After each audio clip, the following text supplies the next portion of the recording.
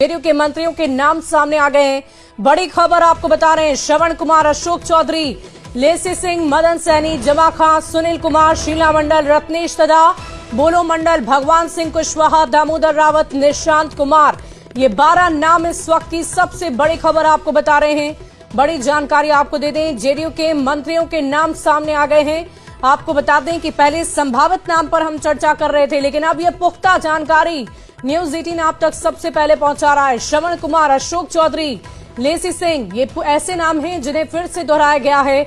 मदन सैनी, जमा खान, सुनील कुमार, शीला मंडल, रत्नेश तदा, ये सारे नाम पुराने हैं जिन्हें एक बार फिर से तरजीह दी गई है।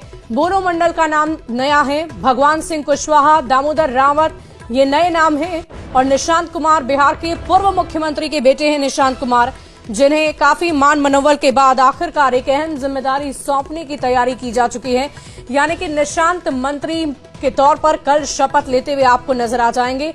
पटना के ऐतिहासिक गांधी मैदान में भव्य तैयारियां की जा चुकी है और इन तैयारियों के अंतर्गत ये जेडीयू कोटे के नेता हैं जो कल आपको शपथ लेते हुए नजर आएंगे।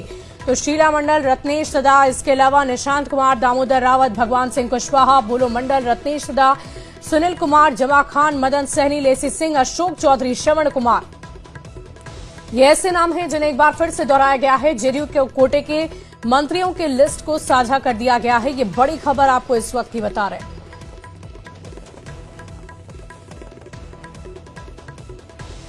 और देखिए इस पूरी खबर के अधिक जानकारी के साथ न्यूज 18 संवाददाता पटना से हमारे साथ आनंद अमृतराज इस वक्त लाइव जुड़ रहे हैं। सीधे उनका रुख करना चाहूंगी। आनंद, क्या जानकारी है आपके पास? अब तो ये तय हो चुका है कि जेडीयू कोटे से यही नाम है जो कल हमें मंच पर नजर आएंगे, शपथ लेते हुए नजर आएंगे।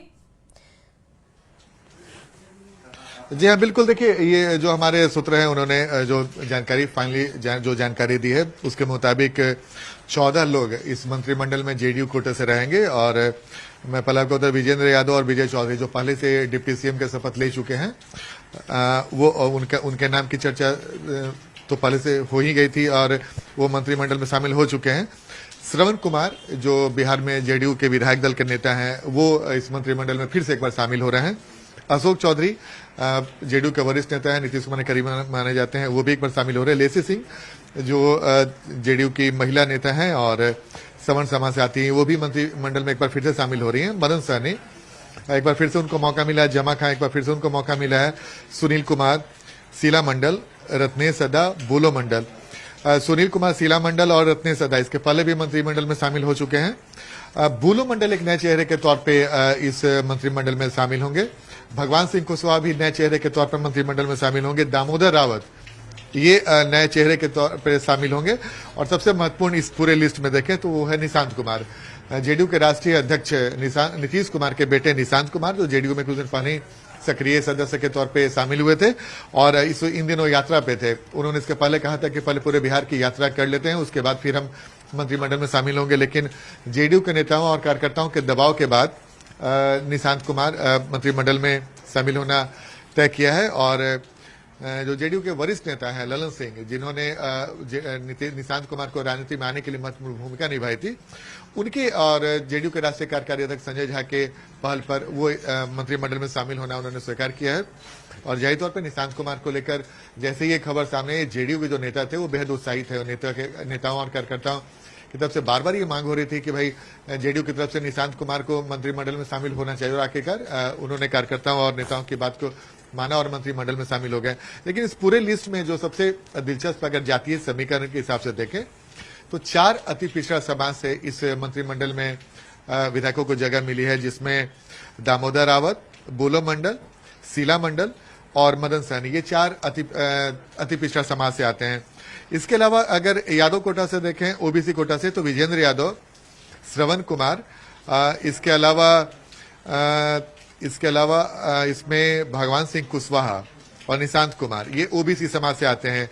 यानी कि लौकुश और एक यादव, मतलब ओबीसी के 3 प्रमुख जातियां हैं, कुर्मी, कोरी और यादव। तो एक यादव और बाकी फिर 2 कुर्मी समाज से और एक कुशवाहा समाज से हैं।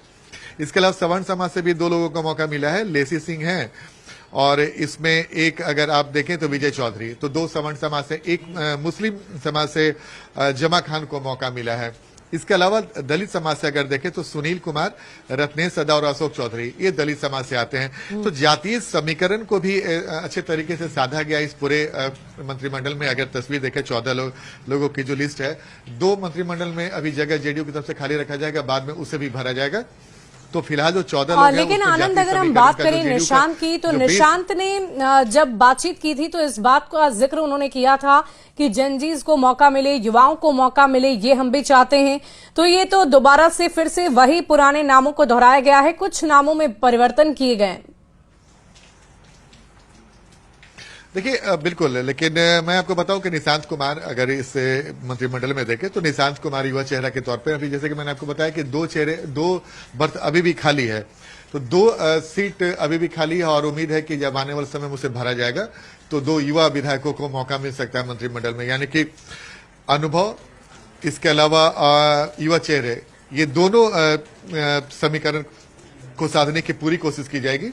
और फिलहाल जो समीकरण साधा गया उसमें अनुभव को तरजीह दिया गया। देखिए 3 साल इस सरकार ने वादा किया है जनता से कि आने वाले 5 सालों में बिहार को विकसित बिहार बनाएंगे। जाहिर तौर पे एक अनुभवी मंत्रिमंडल की जरूरत मुख्यमंत्री सम्राट चौधरी को होगी। और अगर इसमें पूरे अगर आप लिस्ट पर नजर डालें तो अधिकांश पुराने चेहरे को रिपीट किया गया, यानी कि जो लगातार बिहार के विकास के लिए काम कर रहे थे, एक बार फिर से उन्हें मौका मिला है। यानी कि आने वाले समय में अगर जब भी कोई बड़े बड़े काम या बड़ी परियोजनाओं पर काम होगा तो उसमें ये उनका अनुभव, जो मंत्रिमंडल में जो लोग भी बने हैं उनका अनुभव बहुत काम आएगा। तो जाहिर तौर पे सम्राट चौधरी की भी कोशिश रहेगी कि एक अनुभवी वाकई आनंद, एक और